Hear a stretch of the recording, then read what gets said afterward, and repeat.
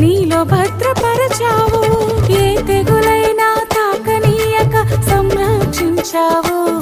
మా కన్నీటిని తుడిచి ఆదరణగా నిలిచావు.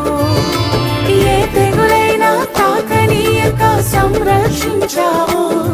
మా కన్నీటిని తుడిచి ఆదరణగా నిలిచావు. నీకే